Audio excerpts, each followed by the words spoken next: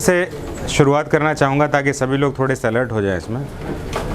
अगर मैं आपसे पूछूं कि गैस सिलेंडर में जो गैस है उसका प्रेशर कैसे नापा जाए, ऑक्सीजन सिलेंडर में जो गैस है उसका प्रेशर कैसे नापा जाए और एटमॉस्फेयर में जो गैस है उसका प्रेशर कैसे नापा जाए, तो क्या आप इस क्वेश्चन को समझ पा रहे हैं कि नहीं? अच्छा, सिलेंडर में गैस होता है, उसका एक प्रेशर होता है और इस प्रेशर को तो मापने के लिए कोई ना कोई तो इंस्ट्रूमेंट होगा ना। उसी तरह से एटमॉस्फेयर में भी तो गैस है हमारे पास और उसको भी मेज़र करने के लिए कोई ना कोई तो इंस्ट्रूमेंट होगा ना। तो मेरा क्वेश्चन आपसे ये है इसमें कि दोनों ही इंस्ट्रूमेंट में डिफरेंस क्या है? सोचिए, बताइए। दोनों का तो गैस का प्रेशर होगा। अगर आप गैस के सिलेंडर में ज़्यादा गैस भर देंगे तो क्या होगा? ब्लास्ट। तो गैस का प्रेशर है तभी तो। बॉडी में भी तो ब्लड का प्रेशर है ना, इसमें वो भी ब्लास्ट हो जाता है। तो अब हम बात कर रहे हैं कि गैस का प्रेशर जो होता है, जैसे आपने अभी क्वेश्चन पूछा जिसका मैं थोड़ा सा फर्दर जवाब दे रहा हूँ कि किसी भी सिलेंडर में गैस है। अच्छा, आपको पता भी है कि नहीं कि जो एलपीजी सिलेंडर होता है उसमें गैस कौन सा भरा होता है? आइसोब्यूटेन करके भरा होता है कि नहीं? आइसोब्यूटेन करके भरा होता है, हाँ कि नहीं? अच्छा, ऑक्सीजन सिलेंडर में कौन सा गैस होता है? ऑक्सीजन तो होवे करेगा, वो तो सभी को पता है। अच्छा, एक बात बताइए, अगर ऑक्सीजन हमारे सराउंडिंग में है तो यही गैस पकड़ के उसमें डाल दिया क्या? कौन सा गैस होता है? ऑक्सीजन सिलेंडर अगर बोल रहा हूँ मैं तो जाहिर सी बात है ऑक्सीजन तो होगा ही होगा। अब गैस कौन सा है ये क्वेश्चन बनता है आपको। तो ये अगर आप सोचेंगे इसमें तो आपके पास एक नया जानकारी मिलेगा इसमें कि ऑक्सीजन सिलेंडर में ऑक्सीजन के साथ साथ हीलियम गैस को डाला जाता है, क्योंकि हीलियम गैस जो है हल्का होता है और ऑक्सीजन को पुश करता है। कहाँ के लिए? बाहर निकलने के लिए। नहीं तो ऑक्सीजन जो है सिलेंडर में बैठ के हम तो इधर ही बैठेंगे, हम बाहर ना निकलेंगे। लेकिन हीलियम कहता है चलो पहले बाहर निकलो, बाहर ही हो तुम, चलो बाहर निकलो, हम रहेंगे इधर इसमें। तो एक्चुअली में वहाँ पर हीलियम गैस का क्वेश्चन बनेगा और एलपीजी सिलेंडर में आइसोब्यूटेन वाला क्वेश्चन बन जाएगा। प्रोपेन और आइसोब्यूटेन करके क्वेश्चन बन जाएगा। ये दोनों गैस उसमें डाला जाता है। अब मैंने आपसे जो पूछा है ना कि एटमॉस्फेयर के प्रेशर को मेज़र करने के लिए जो यूनिट होती है वो क्या होती है, और सिलेंडर्स में जो गैस भरी जाती है उसका यूनिट क्या होता है। तो इस यूनिट के जवाब में दो यूनिट का प्रयोग किया जाता है। एक है आपका बैरोमीटर और दूसरा आपका पास्कल। बैरोमीटर प्रयोग किया जाता है एटमॉस्फेयर के प्रेशर को मेज़र करने के लिए और पास्कल यूज़ किया जाता है किसी भी इंटेंसफुली, मतलब इंटेंशनली किसी को हमने अगर किसी को गैस को चैम्बर में रखा हुआ है इसमें तो उसके प्रेशर को मेज़र करने के लिए जो यूनिट बनाई उसका नाम क्या है? इसलिए जो है जहाँ तक आप देखेंगे इसमें कि आप जो है मिली बार MB करके प्रेशर को जहाँ पर भी देखेंगे तो MB करके वर्ड लिखा जाता है, मिली बार। और मिली बार को मेज़र कैसे किया जाता है? बैरोमीटर से। किससे किया जाता है? तो एटमॉस्फेयर का प्रेशर मेज़र किया जाता है बैरोमीटर से। और किसी भी जगह पर गैस को जो मेज़र किया जाता है, गैस तो समझ रहे हैं ना, जैसे हमने आइडियल गैस इक्वेशन में कल बात किया था, इसलिए आप कह रहे थे प्रोपोर्शनली इन प्रोपोर्शनली। तो यहाँ पर हमें ध्यान रखना है कि हमें पास्कल यूज़ करना है। तो ये किसी भी जगह पर हमने गैस स्टोर किया है तो उसका करना है। अगर हम एटमॉस्फेयर में जो फ्री हमारे पास गैसेज हैं उसको यूज़ करना है, उसको मेज़र करना है तो इसमें यूज़ करना होगा। तो इस तरह से कह सकते हैं पास्कल और इसमें जो है बेसिक टेक्निकल डिफरेंस ये हो गया। आज हम जो बात करेंगे टॉपिक के ऊपर, इस टॉपिक का नाम है आपका विंड्स। इस विंड टॉपिक को टेक्निकली समझने के लिए सबसे पहले बिल्कुल दिमाग फ्रेश होना चाहिए और तब टॉपिक को समझना शुरू करेंगे। मान लीजिए आपको कुछ भी नहीं पता है, तब से शुरू करेंगे। तो मैं एक छोटा सा डायग्राम पहले बना लेता हूँ। आप इस डायग्राम में सभी लोग बताएंगे कि हाँ इतना मेरे को समझ में आ गया होगा। अगर मैं कहूँ ये ओशन है और ये लैंड है तो इसमें कोई डिफरेंस तो नहीं है, कोई समस्या नहीं है। ज़मीन पर तो सागर और ज़मीन दोनों होता है इसमें। अगर हम यहाँ पर रेज़ को लें, सन को लें, तो सन अगर इसको भी गर्म करेगा इसको भी गर्म करेगा तो हीट ज़्यादा एब्जॉर्ब कौन करेगा? ये तो हमने पढ़ा था ना इसमें। तो लैंड जो है हीट को ज़्यादा एब्जॉर्ब करेगा। तो इसका टेम्परेचर अगर मोटे तौर पर लेना है तो हम कितना ले सकते हैं? लैंड का टेम्परेचर अगर हम लेते हैं मान लीजिए 40 डिग्री, है ना। भारत में तो टेम्परेचर ज़्यादा रहता है तो 40 डिग्री ले। हालांकि एवरेज टेम्परेचर जो है 30-35 डिग्री रहता है, एवरेजिंग 30-35 होता है। तो 40 डिग्री समझने के लिए मैंने कहा। और ओशन का टेम्परेचर क्या मानते हैं कितना होना चाहिए? लगभग 20 डिग्री, 20 डिग्री सेंटीग्रेड, ठीक है। अब एक मेरे को बात बताइए, गर्म जो हुआ है, ज़मीन गर्म हो गया है तो गर्म चीज़ें क्या होती है? हल्की की भारी? इधर सबसे पहले इधर ध्यान रखिएगा, अभी पूछेंगे अभी आपसे। यहाँ पर का एटमॉस्फेयर क्या हो गया? गर्म हो गए सही बात है। और हमें एक बेसिक सा प्रिंसिपल समझना है, कोई ज़्यादा सब्जेक्ट का डेप्थ में जानने का कोई ज़रूरत नहीं। बेसिक प्रिंसिपल ये है कि जहाँ पर वैक्यूम बन जाएगा उस जगह को फिलअप करने के लिए उसकी सराउंडिंग हवा जो है उस जगह को ऑक्यूपाई करेगी, कैप्चर करेगी। क्लियर बात है। तो एक्चुअली कहा जाए इसमें कि एटमॉस्फेयर जो है मिक्सचर ऑफ गैसेज है, लेकिन उस एटमॉस्फेयर में जब गैसेज जो है किसी भी कारण से जब वो ऊपर चली जाती हैं, कल हमने कारण दो पढ़े थे इसमें, एक है धरती का स्लोप और दूसरा है टेम्परेचर। उसके कारण एयर क्या होता है, वहाँ से ऊपर की तरफ शिफ्ट हो जाता है। तो ऊपर शिफ्ट हो जाएगा तो ये तो वैक्यूम हो जाएगा, खाली हो जाएगा। आप इमेजिन करिए कि एक नाले में पानी बह रहा है और आपने एक बाल्टी पानी उठा लिया बीच से। ज़्यादा बड़ा नाला नहीं है, बीच का बाल्टी के बराबर का ही चौड़ाई उसका। तो बीच से आपने एक बाल्टी पानी उठा लिया, तो आपको क्या लग रहा है, क्या हो रहा होगा?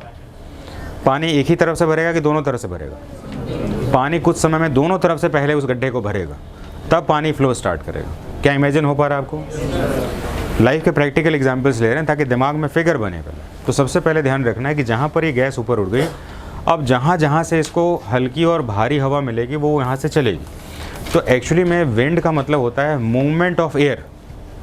एयर कांस्टेंट है और मूवमेंट ऑफ एयर को क्या कहते हैं? विंड कहते हैं। क्या कहते हैं? तेज बोलिए। विंड कहते हैं। तो विंड वर्ड में कुछ लोग कंफ्यूज हो जाते हैं कि wind is present in the atmosphere. It is not like this. Air is present in the atmosphere and the movement of air is known as. Concept clear हो गया अभी? अब हम धरती पर ये विंड के कंसेप्ट को समझने के बाद अब इसके हम बेसिक स्ट्रक्चर में थोड़ा सा डीप में अंदर जाना शुरू करें। ठीक है। अब इसका डेप्थ जो है बहुत ही गहरा है और इसके एग्ज़ाम के क्वेश्चन जो है आप में से बहुत ध्यान से सुनने वालों को समझ में आएगा। थोड़ा भी सावधानी घटा और ये समझ लीजिए गायब हो जाएगा। धरती पर जो है जो विंड चलते हैं ना, इस विंड को चलने के लिए देखिए फिगर बड़ा इंपॉर्टेंट है आपका। धरती पर विंड को समझने के लिए बहुत सारे लोगों ने बहुत मेहनत किया है। कैसे विंड चल रहा होता है, विंड का कारण क्या है इसमें जो आपका फेरेल का नियम आता है, आपका फेरेल सुना होगा आपने, 11th के चैप्टर में फेरेल का नियम है आपका। फेरेल का नियम है, इसके साथ एक कॉरियोलिस का नियम भी है। बाइज रूल है, फेरेल्स रूल है और कॉरियोलिस का रूल है। जैसे आप देखेंगे इसमें इस जगह पर जो हवा चल रही है उसको हम फेरल सेल कहते हैं। ये जगह पर चल रही है तो हार्डली सेल। अब ये दिमाग में क्वेश्चन है कि हार्डली फेरल करके क्या है? तो भाई जिसने इस हवा की खोज यहाँ पर की थी उसको फेरल सेल कह दिया, और जिसने इस हवा की खोज यहाँ पर की थी उसको हार्डली सेल कहा, और जिसने इस जगह पर की थी उसको पोलर सेल कह दिया। पोलर सेल के लिए तो कोई नाम ही नहीं है, पोलर तो पोल ही होता है। तो एक्चुअली में ये दो नाम जो है एग्जाम के सबसे इंपॉर्टेंट क्वेश्चन बन सकते हैं कि हार्डली सेल कहाँ पर पाया जाता है। तो हार्डली सेल आपको क्या लगता है, 0 डिग्री पर होगा कि 60 डिग्री पर होगा? अब बताइए।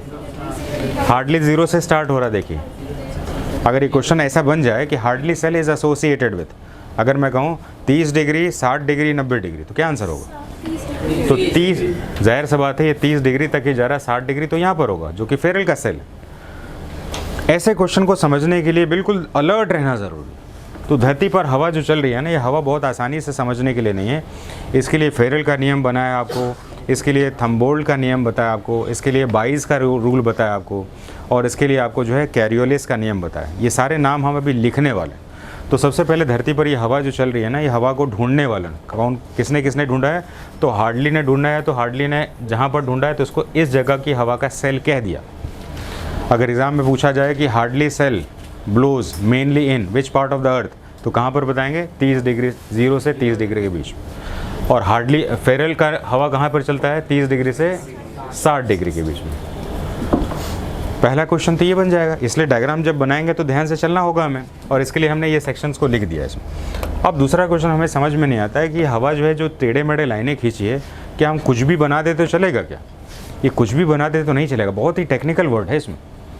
हवा के डायरेक्शन को फ्लो करने के लिए साइंस का एक बहुत ही बेसिक प्रिंसिपल इम्प्लाई होगा। यानी कि आप देख रहे हैं ये ऊपर से हवा यहाँ पर और यहाँ से यहाँ पर चल रही है, और इसको हमने ट्रेड विंड्स के नाम से यूज़ किया। तो इस हवा को समझने के लिए हमारे पास एक बेसिक स्किल्स होना चाहिए और साइंस का बेसिक हमारे पास नॉलेज होगा। अब जो है इस टॉपिक को हम शुरू कैसे करें उसके ऊपर हम आते हैं इसमें। तो टॉपिक को शुरू करने के लिए सबसे पहले हमें क्या करना होगा? टाइप्स ऑफ विंड के बारे में बात करना होगा। देखिए हवा चलते ही कुछ लोग हवा के नाम से ही उनको आनंद आ रहा है ना, सोने जैसा प्रतीत हो रहा है। तो उनको मैं खड़ा करके पूछने वाला हूँ, ध्यान रखिएगा इसमें। तो विंड्स के कितने प्रकार पढ़ने हैं आपको? 3 प्रकार पढ़ने। बोलते रहने से भी काम चल जाएगा, नहीं बोलेंगे तो सीधे हवा के साथ उड़ जाएंगे आप, पता ही नहीं चलेगा क्या हो गया इसमें। तो प्राइमरी जिसको हम कहते हैं, जो प्राथमिक चलना ही चलना है इसमें, इसको कोई ताकत रोक नहीं सकती है, इसको हम कहते हैं प्राइमरी, और इसको प्लानिटरी के नाम से भी जानते हैं। प्लानिटरी यानी कि धरती पर, इसको धरातलीय हवा कहते हैं। पूरे धरातल पर जो चलने वाली हवा होती है उसको हम प्लानिटरी विंड्स कहते हैं, और एग्ज़ाम का मोस्ट इम्पॉर्टेंट क्वेश्चन बनाता है, मोस्ट इम्पॉर्टेंट क्वेश्चन। अगर मैंने टिक किया हुआ और एग्ज़ाम में आ गया तो समझ लीजिए कि मुझे पूरा एग्ज़ाम पता है कि एग्ज़ाम का पक्का से पक्का क्वेश्चन। तो जब हम प्लानिटरी विंड्स को पढ़ते हैं तो इसके 3 नाम हैं जिसको हमें ध्यान रखना होगा। पहला नाम है आपका ट्रेड विंड्स, हिंदी में क्या कहते हैं इसको, ट्रेड को क्या कहते हैं, व्यापारिक पवन है, ट्रेड को व्यापारिक पवन। दूसरा हमारे पास वेस्टर्लीज, वेस्टर्लीज को कहते हैं पछुआ पवन। गरजता चालीसा, चीखता साठा, ऐसे वर्ड इसमें आते हैं। बड़ा एग्जाम का अच्छा क्वेश्चन है, सुना है कभी? सुना ही नहीं, किसने सुना है? गरजता चालीसा यानी कि रोरिंग 40s, शाउटिंग 60s, ये किसने सुना है कभी ऐसा क्वेश्चन? एग्जाम में देखा है कि नहीं देखा है? चलो हमारे पास ही से सीखोगे, चलो ठीक है, हमारी क्रेडिबिलिटी बढ़ जाए। वेस्टर्लीज पछुआ हो गया, तो अब ईस्टर्लीज आ गया। पोलर हवा को क्या कहते हैं? तो पुरवैया आपके गांव का हवा नहीं है कि हाथ पैर वो कहते हैं ना पछुआ चलने से हाथ पैर में दर्द होता है, कहते हैं ना, तो वो वाला गांव वाला छोड़ दीजिएगा। अभी क्या प्लानिटरी वाला हवा चल रहा है, वो वाला हवा के बारे में बात करेंगे इसमें। तो अभी हमें धरती पर चलने वाली कितनी हवा पढ़नी है? 3 हवा पढ़नी है। ट्रेड विंड व्यापारिक पवन है, वेस्टर्लीज पछुआ पवन है, और ईस्टर्लीज पूर्वी यानी कि पोलस पे चलने वाली पूर्वैया जिसको कह सकते हैं। अब सेकेंडरी जिसको कि कुछ समय पर चलती हैं और बाकी समय पर नहीं चलती हैं। कुछ समय पर पक्का ही चाहे पक्का चलेंगे, है ना, कोई इसमें वो नहीं। मानसून कहाँ पर चलती है? भारत में। अच्छा, मानसून भारत और पाकिस्तान में चलती है, कौन से महीने में चल सकती है बताइए तो ज़रा? गर्मी के बाद, जून जुलाई। जून जुलाई में चलने वाली हवा कौन सी है? मानसून क्या लेकर आती है? बारिश लेके आती है। अगर भारत में मानसून नहीं आया तो क्या हुआ? बारिश नहीं हुआ। तो मानसून का मतलब है बारिश का आना। दूसरा हम देखते हैं लैंड एंड सी ब्रीजेस, बड़ा इंपॉर्टेंट क्वेश्चन है। माउंटेन एंड वैली ब्रीजेस, ये भी अच्छा क्वेश्चन है। बहुत अच्छे से डीप वाले क्वेश्चंस बनेंगे इसमें, है ना, एग्जाम के क्वेश्चंस को भी समझने का प्रयास करेंगे। और दूसरा है जो बिल्कुल स्थानीय हवा चलती है, इसमें बहुत दूर तक नहीं चलती। जैसे कि लू कहाँ पर चलेगा? दक्षिण भारत कि उत्तर भारत? लू सुना है कि नहीं सुना आपने? जैसे कि गर्मी के दिनों में डीएम कहते हैं अब गर्मी की छुट्टियां स्टार्ट, लू चल रहा है इसमें। लू कहाँ पे चलेगा? भारत के उत्तर में कि दक्षिण में? उत्तर भारत में लू चलता है। बिहार, उत्तर प्रदेश जैसे जगहों पर लू चलता है। अच्छा, श्रीनगर में लू चलेगा क्या? चल ही नहीं सकता है इसमें। कन्याकुमारी में लू चलेगा क्या? कहने का मतलब ये कि लू जो है ऐसी हवा है जो कि गर्म होती है और कुछ ही जगह पर चलेगी, तो उसको हम क्या कहते हैं? Local winds. उसी तरह से लोकल विंड्स के 1-2 नाम जो कि अंतर्राष्ट्रीय नाम है, क्योंकि लू तो हमने पकड़ लिया भारत का नाम है। चिनूक और सिनूक कहाँ पर चलती है? अमेरिका में। इसी चिनूक के नाम से हमने क्या बना दिया? एक हेलीकॉप्टर बना दिया। और एग्ज़ाम ने पूछा आपको कि भारत ने चिनूक हेलीकॉप्टर किस देश से लिया है? आंसर क्या बन रहा है? फॉन कहाँ से है? स्विट्जरलैंड से। सिरको कहाँ पर है? लोकल पवन हो गया आपका। तो अब पवन के कितने डिविजन्स पढ़ लिए हमने? समझ में आ गया आपको? तो अब मैं चाहूँगा कि आप जो है सबसे पहले टाइप्स लिख लीजिए, फिर मैं आगे समझाना स्टार्ट करूँ। आज समझना बहुत ज़्यादा है, आज लिखने वाला सेक्शन होगा ही नहीं, समझना बहुत है। हेडिंग बनाएंगे विंड्स और लिखेंगे इंट्रोडक्शन। सबसे पहले लिखेंगे इंट्रोडक्शन।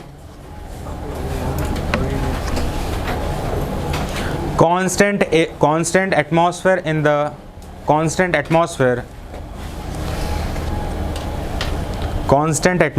मतलब स्थिर। constant atmosphere is known as air। constant atmosphere is known as air। जब स्थिर हमारा वायुमंडल रहता है तो उसको हम एयर के नाम से जानते हैं। हिंदी में ये वर्ड समझ में नहीं आएगा। constant atmosphere is air। Point number next लिखेंगे when the air moves, when the air moves। और दूसरा शब्द भी moves के लिए यूज़ किया जाता है, इसको हम कहते हैं blows, BLOWS, blows। when the air moves oblique blows, then it is known as wind। जब ये हवा कांस्टेंट होती है, जब वो बहने लगती है, तब उसको हम विंड के नाम से जानते हैं। Point number next, normally difference in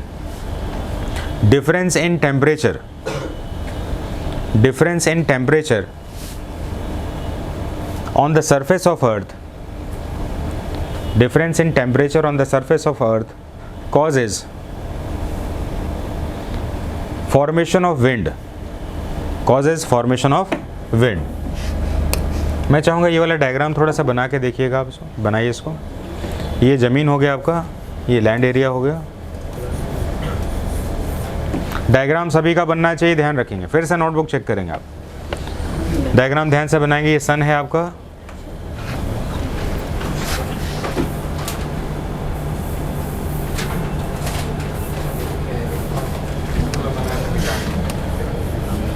बीस डिग्री टेम्परेचर ओशन के ऊपर है, 40 डिग्री टेम्परेचर आपका ज़मीन के ऊपर है. ये डायग्राम बनाएंगे. सबसे बेसिक एग्जांपल है जो कि एग्जाम का इंपॉर्टेंट क्वेश्चन बनेगा. जितना ज्योग्राफी में डायग्राम बनाएंगे सब्जेक्ट उतना इंटरेस्टिंग हो जाएगा. चलिए आगे लिखेंगे. Point number next. when the temperature increases, when the temperature increases, then the pressure goes down. When the temperature increases, then the pressure goes down.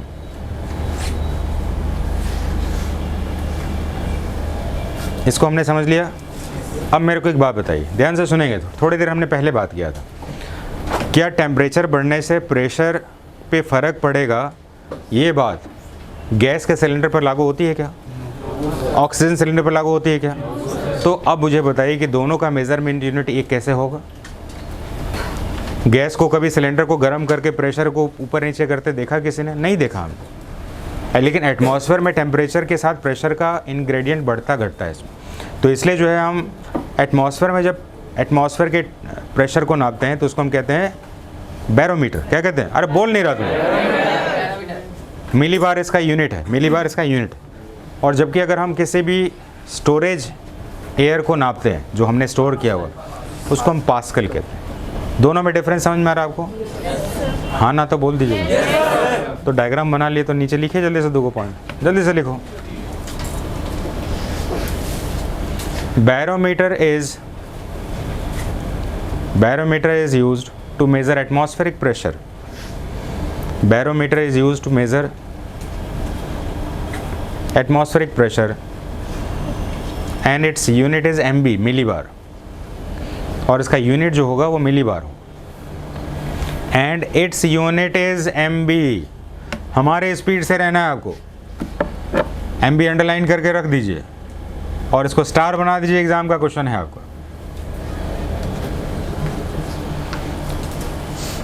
Point number next लिखेंगे.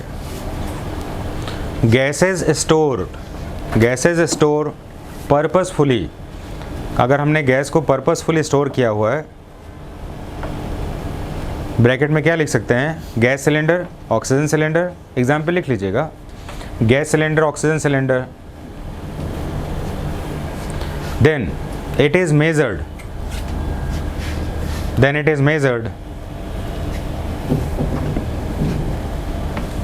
with Pascal, PASCL. तब इसको हम pascal से measure करते हैं. क्या हमने wind का बेसिक स्ट्रक्चर समझा? अब हमने विंड के बेसिक स्ट्रक्चर को समझ लिया है और ये मूवमेंट का कारण बनता है. टेम्परेचर जहाँ पर ज़्यादा होगा हवा वहाँ से निकल जाएगी और हवा को कवर करने के लिए विंड चलेगी. यही बात को आप एक नोट में लिख के ख़त्म करेंगे. इस टॉपिक लिखेंगे जल्दी से. when the temperature increases in the atmosphere, when the temperature increases in the atmosphere, then when the temperature increases in the atmosphere, then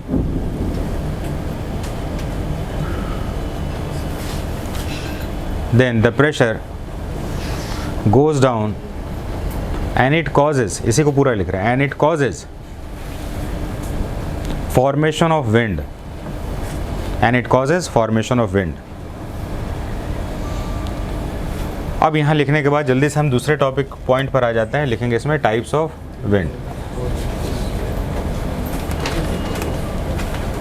types of wind heading बनाएंगे. Types of wind.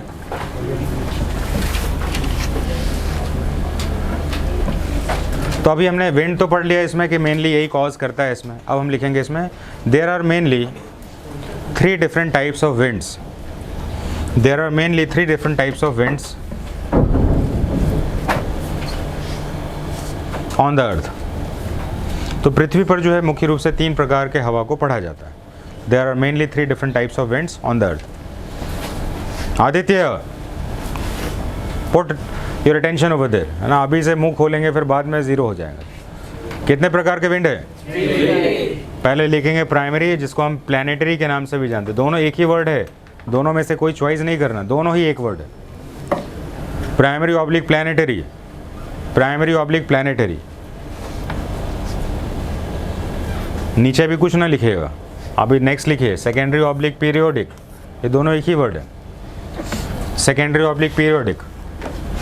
और third लिखेंगे tertiary oblique local. Primary, secondary और tertiary में जो tertiary है वो local winds के नाम से जानते हैं। इसके भरे भरे से क्वेश्चंस आते हैं लोकल विंड्स के, और इसके सबसे ज़्यादा क्वेश्चंस, तो ये दोनों ही पार्ट के क्वेश्चन सबसे ज़्यादा रहे। अब छोटा सा हम एक डिस्क्रिप्शन लिखेंगे इसमें, थोड़ा सा नोट में। तो हेडिंग बना लेंगे, सबसे पहला पॉइंट लिखेंगे primary winds. Primary winds, heading बनाएंगे primary winds. Primary winds are also known as planetary winds. Hindi में इसको धरातलीय पवन कहते हैं।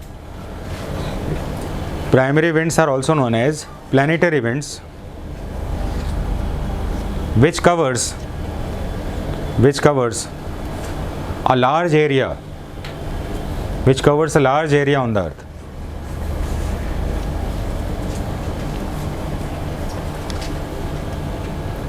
पैराग्राफ चेंज करके लिखेंगे planetary winds are further separated in, planetary winds are further separated in 3 different types. इसको 3 अलग अलग प्रकार से नापा जाता है। कौन सा है आपका? पहला है ट्रेड विंड्स, दूसरा है वेस्टर्लीज और तीसरा है पोलर ईस्टर्लीज। ट्रेड विंड्स को अगर आप चाहें तो हिंदी में लिख सकते हैं व्यापारिक पवनें, लिख देते हैं इसको व्यापारिक पवनें। और वेस्टर्लीज को कहेंगे पछुआ पवन। देखिए यहाँ पर लिखा हुआ, आपको दूसरे का नोटबुक नहीं देखना है, यहाँ पर लिखा हुआ ट्रेड विंड्स है, वेस्टर्लीज है और पोलर ईस्टर्लीज है, यही देखना है आपको। दूसरे ने गलत लिखा फिर आप भी गलत लिखेंगे। तो इस तरीके से आपको 3 तरह से विंड्स को कवर करना है इसमें। अब हम आज की क्लास में जो है पूरा फोकस करने वाले हैं इसी पर, और ये एक बहुत बड़ा टॉपिक है और ये टेक्निकली बहुत ही ज़्यादा वर्सेटाइल है, बहुत बड़ा टॉपिक। इसमें अगर आपने ध्यान से समझ लिया तो हार्ड क्वेश्चन बनेंगे, और ध्यान से नहीं समझा इसमें तो कितना भी पढ़ लीजिए कोई फ़ायदा नहीं। अब हम पवनों को पढ़ने के लिए रेडी हैं। डायग्राम को बनाएंगे थोड़ा सा और उसको समझने का प्रयास करेंगे। धरती को अगर हम गोल बनाना चाहें तो कभी कभी गोल में क्या होता है कि पूरा गोल नहीं बन पाता, तो फिर भी ट्राई करना है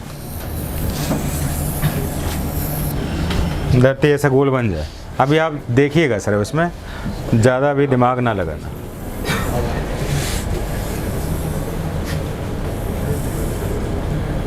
कल हमने कितने प्रेशर बेल्ट पढ़े थे? 7। तो अभी सबसे पहले हमें 7 प्रेशर बेल्ट को बनाना है। तो एक बार गिन लेते हैं इसमें 1 2 3 4 5 6 और 7। सही बात है? हाँ ना तो बोल दीजिए। 7 प्रेशर बेल्ट बन गए। और इस प्रेशर बेल्ट से, जैसे मैंने बताया कि धरती पर हवा चलने का प्राइमरी रीज़न होता है टेम्परेचर का और प्रेशर का डिफरेंस में आना, ये प्राइमरी रीज़न। और भी बहुत सारे रीज़न हैं जिसको हम अलग अलग तरीके से पढ़ेंगे। अब हमने देखा है इसमें कि धरती पर ये हमने डायग्राम कल पढ़ा था ना इसको। अब हमने धरती पर ये डायग्राम पढ़ लिया था, और इसको पढ़ने के बाद अब इसका एडवांस सेक्शन हमें लेके जाना है, जिसको बहुत ध्यान से देखना है। अब जहाँ से मैं हवा को ऊपर लेके जाऊँगा उसका मतलब है कि यहाँ से क्या हुआ, टेम्परेचर ज़्यादा है और इसका हवा कहाँ चला गया, ऊपर उड़ गया। गर्मी बढ़ेगी तो वायुमंडल गर्म होकर क्या करेगा, ऊपर उड़ जाएगा। हल्का होगा तो ऊपर जाएगा ना। पानी को उबालेंगे तो वेपर्स कहाँ जाएंगे, तो गैस को भी गर्म करेंगे तो गैस ऊपर जा रहा है, तो ये गैस ऊपर गया। तो ये 4 मैंने लाइन खींची है, अब इसमें से 2 लाइन यहाँ पर नीचे बैठेगी और ये 2 लाइन यहाँ पर बैठेगी, क्योंकि कुछ भी वेस्ट नहीं होगा, धरती का हवा कहीं बाहर अंतरिक्ष में तो नहीं जाएगा। तो इस तरह से ये हवा जो है बाहर के ट्रोपोपाउज में रुक जाता है, आउटर स्पेयर में रुक जाता है और फिर वो दूसरी जगह पर शिफ्ट हो जाएगा। अब हम देखेंगे हवा और कहाँ से उठ रही है। हवा यहाँ से उठ रही है, जिसका क्या कारण बताया था मैंने, स्लोप। यहाँ भी 4 हवा उठ रही है और यहाँ से भी 4 हवा उठ रही है। अभी 4 हवा जो उठ रही है, इसमें 4 हवा में से 2 हवा जो है कहाँ पर बैठेगी, अपने आस पड़ोस वाले जगह पर बैठ जाएगी। तो इसका तो 2 हवा यहाँ पर बैठ गई और इसका 2 हवा यहाँ पर बैठ गई। मैंने आपको पहले ही कहा था कि ये टॉपिक बहुत ही एडवांस है, ध्यान से समझेंगे तब समझ में आएगा। तो ये एरो का इंडिकेशन क्या डिसाइड करता है, यहाँ का हवा क्या करना, ऊपर जाना, और ये एरो डाउनवर्ड्स क्या दिखा रहा है, हवा का बैठना। तो अपवर्ड मूवमेंट, डाउनवर्ड मूवमेंट्स बता रहा है। अगर यहाँ से हवा ऊपर उठ गया तो ये प्रेशर कैसा होगा, और यहाँ अगर बैठ गया तो क्या हो जाएगा, ये हमें पता होना चाहिए। कल हमने पढ़ा था या नहीं पढ़ा था? तो हवा यहाँ से उठेगा तो लो हो जाएगा और बैठेगा तो है। अब यहाँ पर क्या लिखें, क्योंकि यहाँ से उठ रहा है, और यहाँ क्या लिखें। तो इस तरह से लो प्रेशर हाई प्रेशर का साथ जो है ये बन गया। HP और लो प्रेशर समझ में आ गया आपको, पक्का? आगे चलें। अब जो है हवा का यहाँ पर मूवमेंट जो है फेरेल्स ने, बाइज ने, कैरियोलिस ने अलग अलग तरीके से समझा है, जिसके कारण अलग अलग जगहों को फेरल जोन कहते हैं, किसी को हेडली जोन के नाम से जानते हैं। ठीक है, वो चीज़ अभी छोड़ देते हैं, हवा चलती कैसे है वो देख लेते हैं। एक काम करते हैं, थोड़ा सा ज़मीन के ऊपर ड्रम देखा आपने, ड्रम को आधा काट देंगे। जैसे ये गोल ड्रम है आपका, आधा आपने काट दिया, ऐसे करके काट दिया, तो आपको अब ड्रम कैसा दिखेगा। SSB इंटरव्यूज़ में लॉन्ग जंप जो होता है, यही 2 ड्रम को गाड़ दिया जाता है आधा करके और ऊपर तार लगा दिया जाता है और कहा जाता है जंप करिए। लोग इतना आराम से जंप कर सकते हैं, 3 साढ़े 3 फुट का ड्रम होता है, 2 होता है, इसमें आराम से कर सकते हैं। लेकिन उसके ऊपर तार लगा देने से डर लगता है, अरे कहीं तार न लग जाए, और फियरफुलनेस से हट जाते हैं, कहते हैं ये इसमें फियरफुलनेस है, ये अनफिट है। तो ये एक इम्पॉर्टेंट बात बताया मैंने आपको, ये SSB के बारे में बात है। अब ये ड्रम में एक काम करते हैं, ये स्लोप आपने समझ गए। ऊपर से अगर मैं पानी डालूंगा तो ये पानी कहाँ जाएगा, इधर जाएगा कि उधर जाएगा, दोनों तरफ जाएगा। तो अब ये धरती को हमें मानना है कि यहाँ से हवा चल रही है, तो ये हवा कहाँ पर जाएगी, दोनों तरफ जाएगी, क्योंकि धरती पर सबसे पहला जो पॉइंट है धरती के घूमने से क्या हो रहा है, एटमॉस्फेयर का जो एयर है वो मूव कर रहा है, और मूवमेंट ऑफ एयर को क्या कहा जाता है, विंड कहा जाता है। तो धरती पर मूवमेंट सबसे पहले यहाँ से होगी, क्योंकि ये सबसे बड़ा जगह बल्जेस है, बल्जिंग ज़्यादा है यहाँ पर। अब यहाँ से हवा का फॉर्मेशन यहाँ से स्टार्ट होता है। अब ये बाकी टेक्निकल छोड़कर सीधे एकदम फैक्ट पर आ जाते हैं, जिससे कि हमें जो याद करने का काम करना है। धरती पर यहाँ से हवा ऊपर उठ गई, तो ये हवा यहाँ से उठ जाएगी, तो अब खाली जगह पर क्या होगा, हवा भरने के लिए कोई तो आएगा। तो एक्चुअली में ये हवा ऐसे करके चलनी चाहिए। ऐसे क्यों चलनी चाहिए, क्योंकि बीच की हवा कहाँ चली गई, ध्यान से देखते रहिए, डायग्राम बनाने से कुछ नहीं होगा। बहुत इंपॉर्टेंट चीज़, कुछ लोगों को ज़िंदगी भर समझ में नहीं आता है, सही मानिए ज़िंदगी भर समझ में नहीं आता, इतना हार्ड वाला सेक्शन है। तो यहाँ से हवा ऊपर चली गई, तो ये तो हमने बाहर बैठते हुए दिखा दिया इसमें, लेकिन धरती के बीच में ये हवा जो है ऐसे करके बैठनी चाहिए थी ना। अब यहाँ से फेरल का नियम और हेडली का नियम और बायस का नियम स्टार्ट होता है।